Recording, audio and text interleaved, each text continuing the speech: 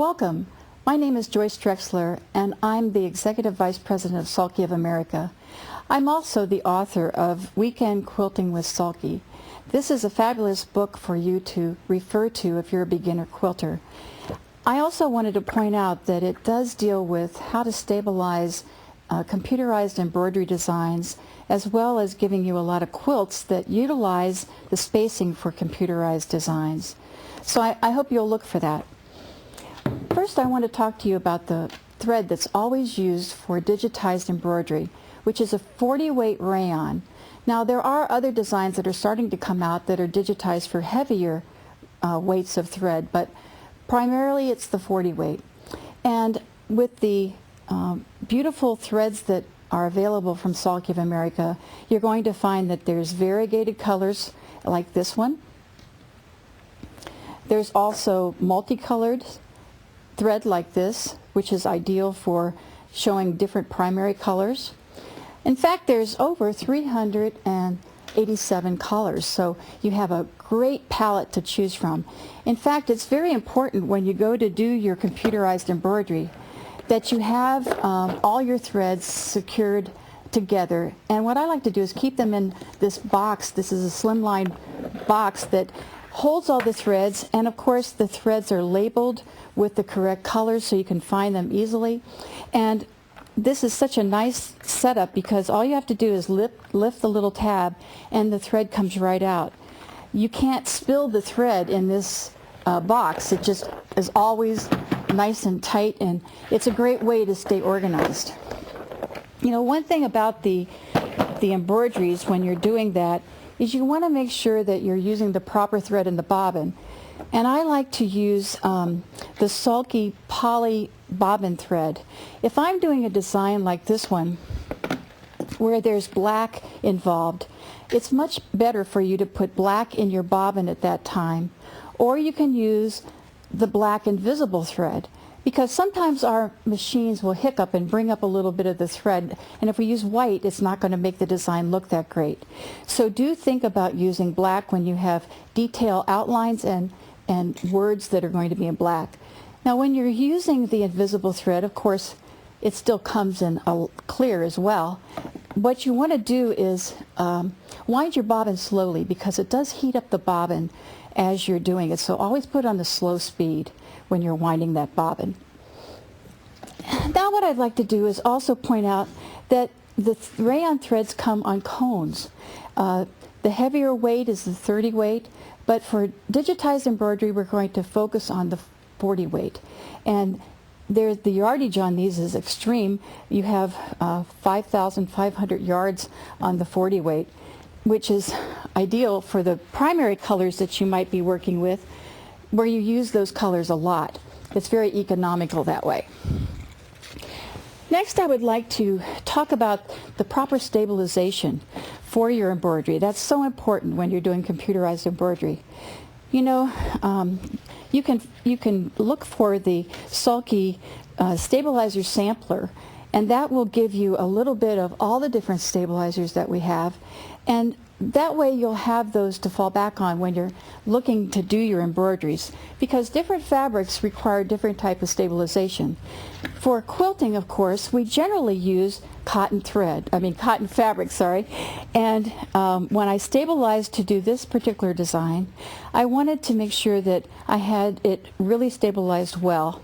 And what I did for this one is I used a stabilizer called Totally Stable, and this stabilizer has a coating on one side which allows you to iron it onto fabric so that you're stabilizing it completely. And when you use this, you just want to run your iron slowly over it. You don't have to use a lot of pressure or anything. But what's really cool about this is you can remove it if you do get it where you don't want it, or if you want to use the leftover pieces when you're done. And what I like about this stabilizer is the fact that it comes on rolls like this. The rolls allow you to just take out as much as you really need, and it's usually the size that you need for the hoop that you're working with. So that makes it very convenient for you.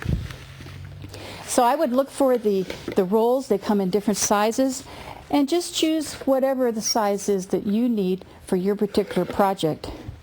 This one I had stabilized with the Totally Stable that was ironed on, and then another stabilizer called Tear Easy. And the Tear Easy stabilizer is a tearaway. And as you can see, the package is color-coded, and it also has a little symbol that shows you that it is a tearaway. So it's easy to find these when you go looking for them. And they do come in different yardages, like I said. It's important that you work with your own sewing machine and decide just exactly what works the best for you. You're going to find that my new fern card I wanted to show you is a design that has a lot of detail in it, and it really needs to be stabilized well when you do it. And I have two different ways, well actually three different ways I want to show you to stabilize. This one I stabilize with 2 layers of the Tear Easy, which is the Tearaway Stabilizer. And Tear Easy actually has a grain to it. It tears very easy in one direction, and it tears a little harder in the other direction. So when you're tearing it off, I like to support the area where I'm tearing it and just pull against my finger so I'm not pulling out any important delicate thread lines. In that case, when I decided to do the fern quilt that I'll show you in a little bit, we did it on long strips of fabric like this, stabilizing it with a liquid Solvy. And the way that we do that is we actually take a package of one of the Solvy stabilizers, usually it's just this, or I save my scraps from different projects, and I mix it 1 yard package in about this amount of water. And this will give you a product that is actually a washout stabilizer, but when we did the embroidery we just painted the fabric with it before we embroidered, and when it dried it stiffened the fabric and allowed us to do perfect embroidery on it. So sometimes, depending on how you want to deal with your stabilizers, there are alternatives. It doesn't always have to be just one way. And of course our stabilizer books will show you and tell you all the different fabrics and how to stabilize each type of fabric, no matter what you're doing. So do look for those. When I did this particular embroidery, I'm doing a portfolio, which is needs to be heavy duty. So to stabilize this, as well as give the fabric body, since it's just a thin cotton, I fused on this stabilizer, which is an iron-on. And as you can see, it also shows the scissors, showing you that it's a permanent, you'd have to cut it away, you couldn't tear it away. So this is a very good stabilizer when you need extra body to whatever you're embroidering. I just want to show you some of the different design options that we have. And I've done a lot of different embroidery cards for different motifs. And of course, like I said, this is my newest one with lots of different types of ferns, which I'm very excited about. And of course, I've done several embroidery cards for different companies, and this one is the fruit card, which is really ideal for doing things like placemats and small quilted items. It really does show off the thread well, and you can see that the registration on this design is perfect, and that's because it was properly stabilized. That's why it's so important to use the right thread and to stabilize it correctly.